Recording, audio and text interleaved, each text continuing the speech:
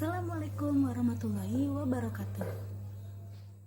Selamat pagi dan salam sejahtera untuk kita semua.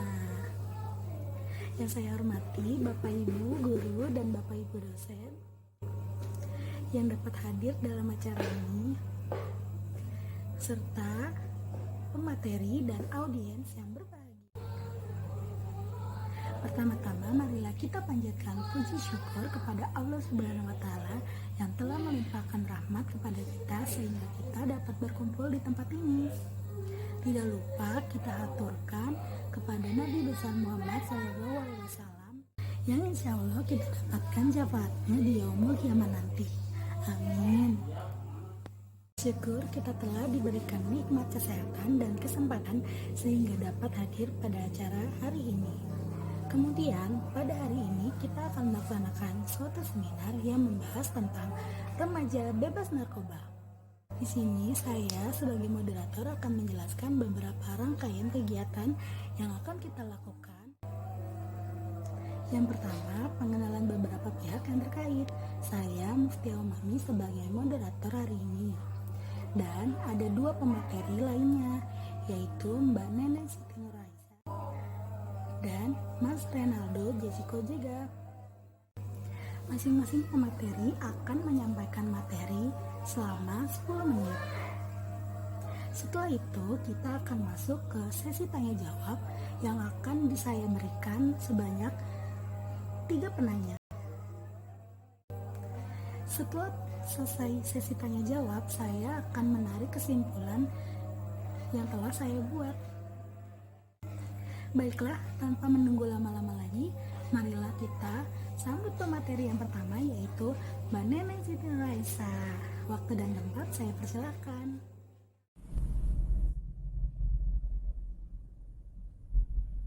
Assalamualaikum warahmatullahi wabarakatuh.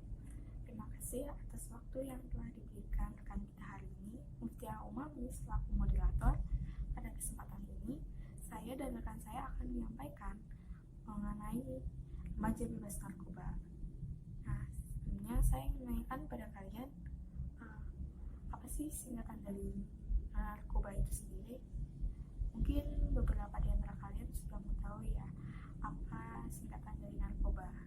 Nah, narkoba itu adalah singkatan dari narkotika, psikotropika, dan bahan aktif berbahaya lainnya. Narkoba adalah bahan atau zat yang jika masuk dalam tubuh, baik melalui oral atau diminum, dihirup maupun disuntikkan, dapat menyebabkan mengubah pikiran, suasana hati atau perasaan, dan perilaku seseorang. Dan narkoba itu dapat menimbulkan ketergantungan baik psikologis maupun fisik. Selanjutnya, pengertian dari narkotika.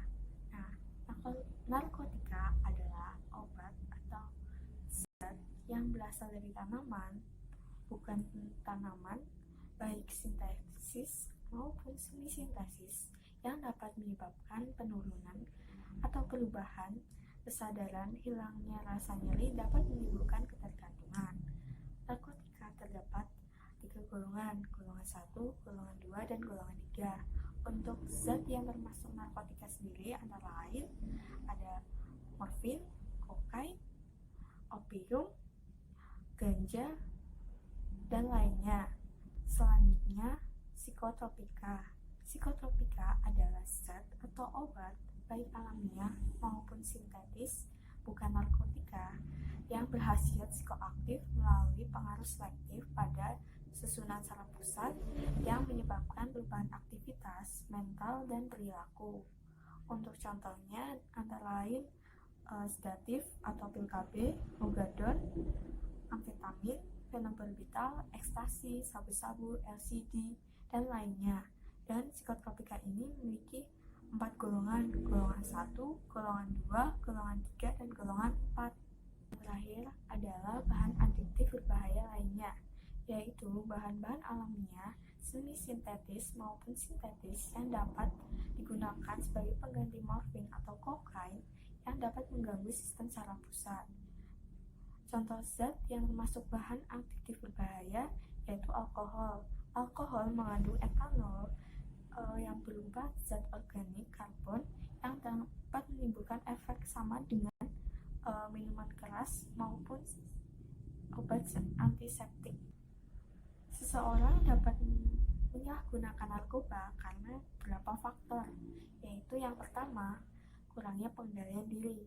Karena orang-orang yang mencoba menyalahgunakan narkoba biasanya memiliki sedikit pengetahuan mengenai bahaya narkoba serta aturan hukum yang melarang penyalahgunaan narkoba.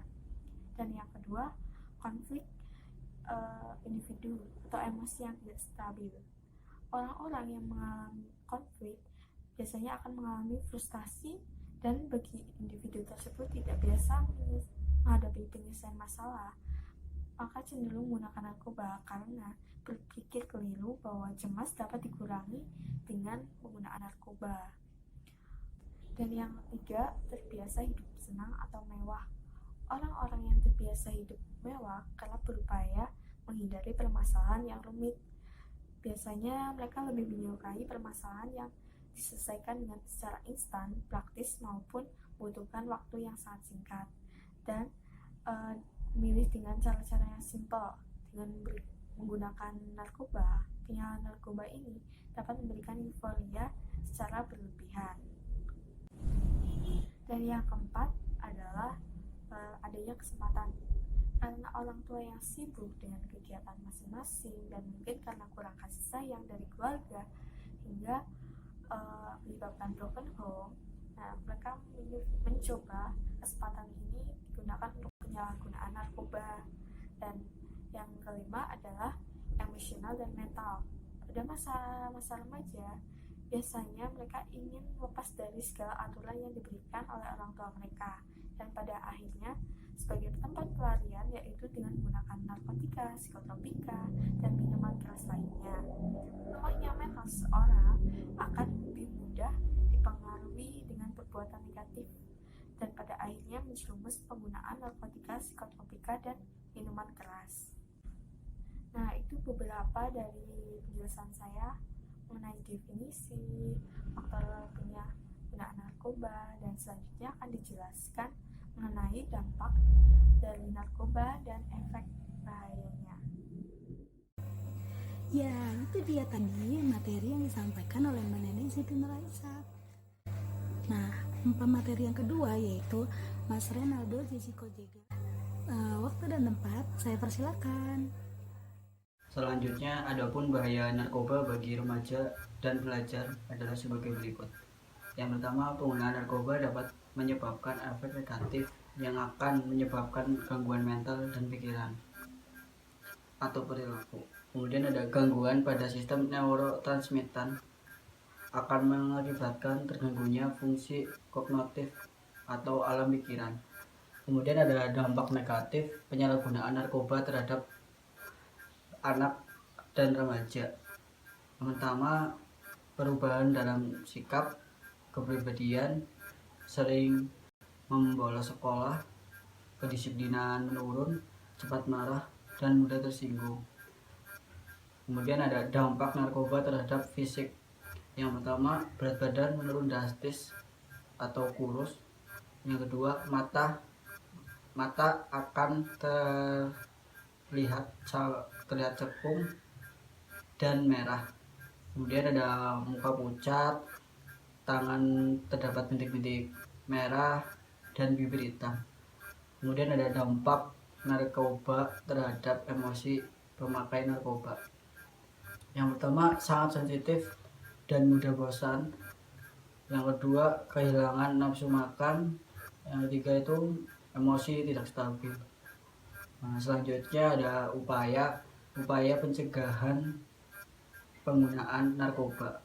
Yang pertama, jangan pernah mencoba menggunakan narkoba.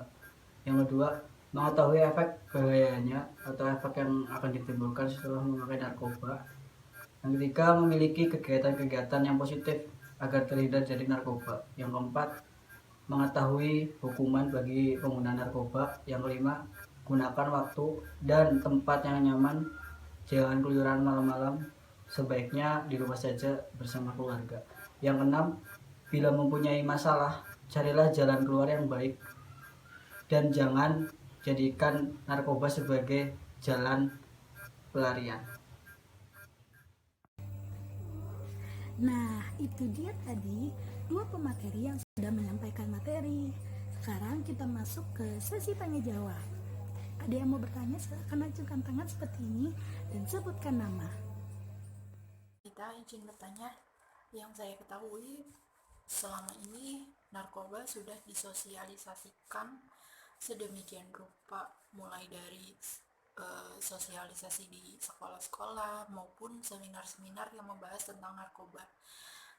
Yang saya ingin tanyakan, kenapa apa sih alasan seseorang masih menggunakan narkoba padahal mereka sudah tahu dampak dari penyalahgunaan narkoba tersebut? Terima kasih.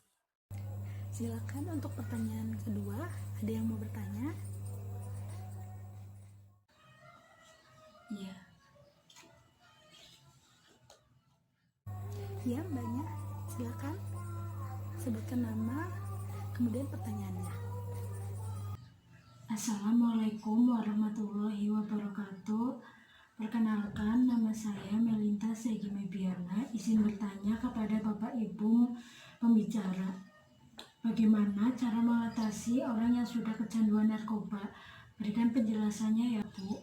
Terima kasih. Sekian, wassalamualaikum warahmatullahi wabarakatuh. Baik, terima kasih atas pertanyaan yang telah diajukan. Saya akan menjawab pertanyaan mengenai kenapa seseorang memilih untuk menyalahgunakan narkoba. Yang pertama itu karena memuaskan rasa ingin tahu atau coba-coba. Biasanya seseorang yang telah mengenal orang yang menggunakan narkoba, dia akan ditawari dengan secara cuma-cuma, dan dengan itu dia penasaran, akhirnya memutuskan menggunakannya sehingga memicu ketergantungan seperti itu. Yang kedua adalah ikut-ikutan teman atau solidaritas dalam lingkungan atau komunitas tertentu. Biasanya agar dia dianggap dalam komunitas tersebut eksistensinya tetap terjaga, dia harus menggunakan narkoba. Kemudian agar dicap dewasa. Perilaku ini sangat menyesatkan bagi anak-anak muda di kosmopolitan, karena jika tidak bersentuhan dengan narkoba itu dianggap tidak gaul ataupun dewasa. Selanjutnya itu menghilangkan rasa sakit. Obat psikotropika atau narkotika biasanya diresepkan oleh dokter untuk menghilangkan rasanya sakit pada penyakit tertentu. Nah, seseorang yang pernah menggunakan obat ini pada penyakitnya yang mulainya digunakan untuk meredakan rasa sakit karena seorang itu sudah trauma sebelum rasa sakitnya datang, dia nekat menggunakan narkoba karena sudah ketergantungan.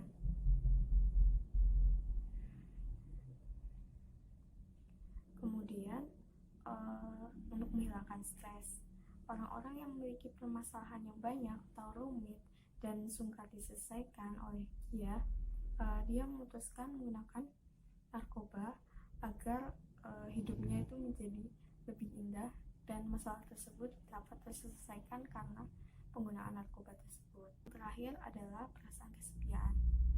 Perasaan kesepian ini adalah sumber ketidakbahagiaan seseorang, dan perasaan kesepian ini dapat dimanifestasi ke perilaku negatif seperti bunuh diri, penggunaan narkoba, atau hal-hal yang dapat melukai dirinya. Baik, terima kasih atas pertanyaan yang telah diajukan.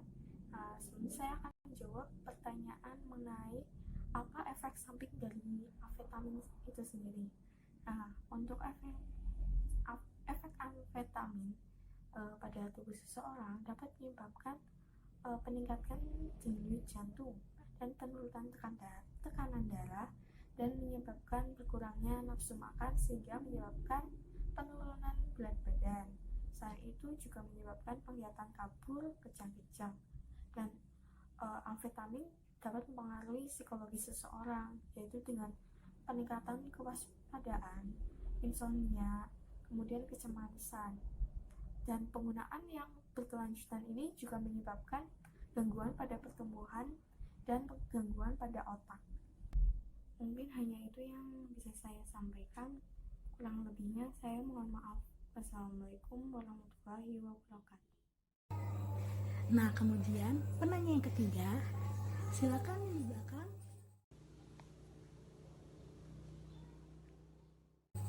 Sebutkan nama lalu pertanyaannya. Assalamualaikum warahmatullahi wabarakatuh. Nama saya Sisila Turama, izin bertanya, seperti apa kerja narkoba di dalam tubuh sehingga menjadi berbahaya? Terima kasih. Baik, saya akan menjawab pertanyaan dari Jasil.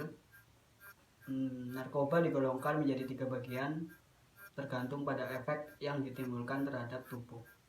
Yang pertama ada depresan.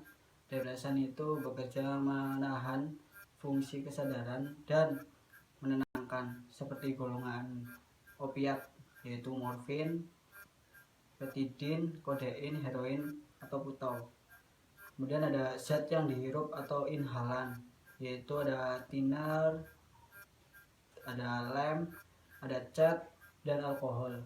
Yang kedua itu ada stimulan. Stimulan itu bekerja memacu kerja susunan sistem saraf pusat, seperti rokok, amfetamin, metamfetamin, atau sabu-sabu, dan kokain. Yang ketiga itu halusinogen. Halusinogen itu bekerja menimbulkan efek halusinasi atau khayalan seperti ganja, marijuana, dan mushroom.